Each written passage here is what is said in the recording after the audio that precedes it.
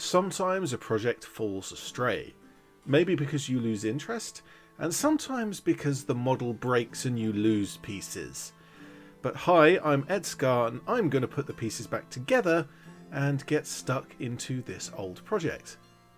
I have made a few game objectives for the various games that I play, and I quite enjoy making some simple little model to represent something important in the stories from those games. One that I started quite a while ago but didn't get around to finishing until now is my Tanith First and Only collection, and let's rectify that straight away. My Imperial Guard bits box here has quite the variety of stuff that I pulled aside for my Gaunt's Ghost models. I will be just making 3 of them today, and usually to play Warhammer 40k you need a few more, but I don't play regularly, so that's probably fine. I grabbed some 40mm bases that I printed off a little while ago, and I'm sure these are the wrong size, but Games Workshop keeps changing the rules for the game so often that these will probably be right again next Tuesday. And more importantly, they're what I have, and so I'm going to use them. To make them a little more interesting than just mud, which is what I've been using for my Tanith models, I threw on some chunks of slate. There are, here and there, a few smaller pieces of slate around my Tanith models, and so it's not out of place to have these larger pieces for the objectives, and I think that these important items might have been placed on this nice big flat rock in lieu of a proper table. The first objects that jumped out at me are both from the old Bretonnian set. There's a little shrine to the Lady of the Lake, but if I painted that mural in blue, she could represent Saint Sabbat from the Gaunt's Ghost series. From the same line is a little keg, some ale for the peasants most likely, but painted for the Tanith, well, maybe that's the very last supply of Bragg's Sacra. For the third one today, rather than just digging out of the bits box, I knew of one thing that I could actually sculpt from Milliput fairly easily. A series of objects that are very important and show up in a couple of books, the Eagle Stones. I dotted superglue under each one to ensure they would stick to the slate, and using a knife I shaped them into reading tablet sort of shape. And I really didn't care to make them too uniform. The lumps and imperfections are really going to add to the effect. And I even used one of the other objectives, piece of slate, to add some rocky texture, and then I carved the lines representing the Xenos writing on the tablets. And to finish up the build, I glued the slate pieces down to the bases and added some baking powder for strength, and in some patchy areas some sand to break up the texture. And this is when disaster struck. Whilst priming the objectives, I dropped the shrine piece and it broke apart. Not only did the shrine itself snap off and go missing, but the base cracked in half. The base was an easy fix, I could just superglue that back together, but the shrine itself had gone missing for a couple of months. Well, I can at least get the other 2 painted before I worry too much about the missing shrine.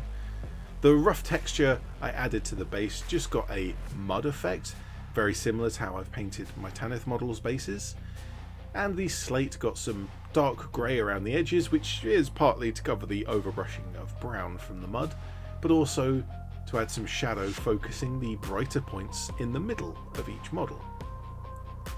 Some simple dry brushing of a lighter grey and a tan gave the slate a lot of definition, bringing out that natural shape and texture.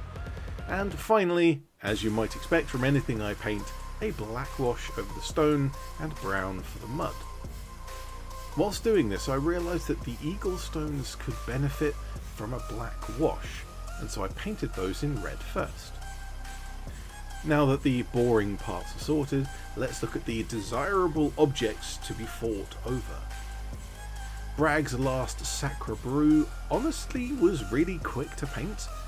Just some mixed browns for the wood, tan for the rope, and for the canteen covers I did go with green just because black can be a little dull. The Tanith uniform would be black, but maybe these canteens are fresh Munitorum issue and we just have that kind of green is a one size fits most, that sort of situation that is altogether far too common with the Munitorum.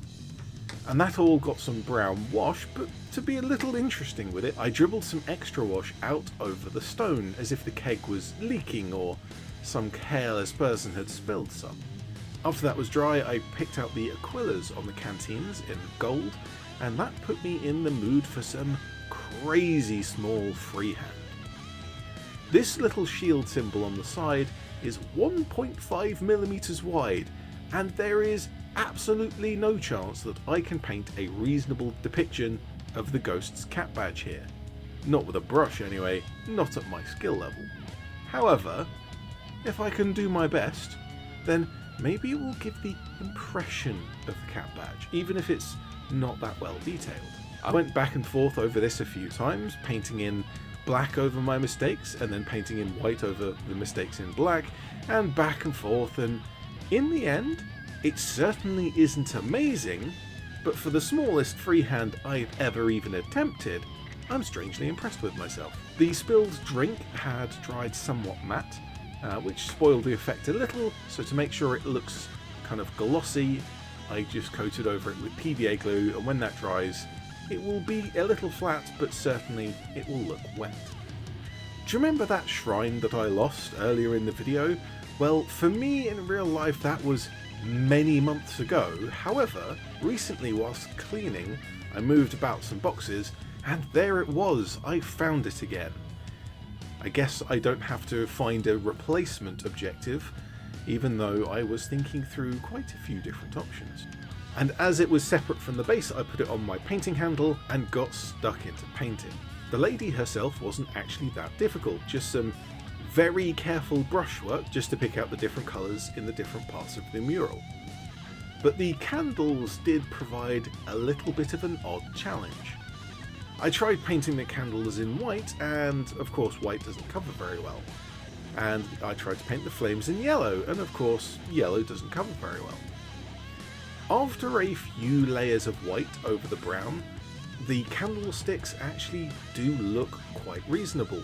The brown kind of showing through is a nice shadow for them. For the candles, I had to resort to my usual trick of a little bit of a pink undercoat, because then with yellow on the top it makes for a very vibrant bright yellow.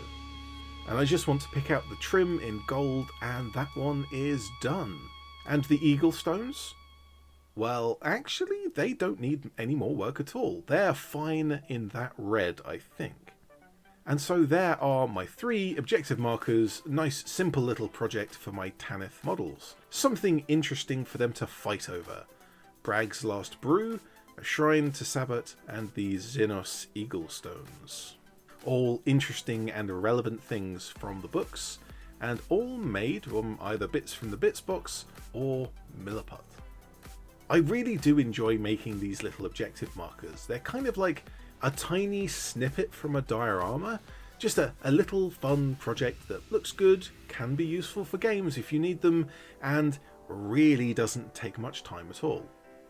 Let me know in the comments if you have any more ideas for some Tanith related objective markers, or maybe you want me to go full size and do a proper diorama sometime. I certainly recommend you have a look in your bits box and see if you have anything left over from the models that you make that maybe might turn into a really cool objective marker. Well, for now, I'm ED-SKaR, always will be, and thank you very much for watching.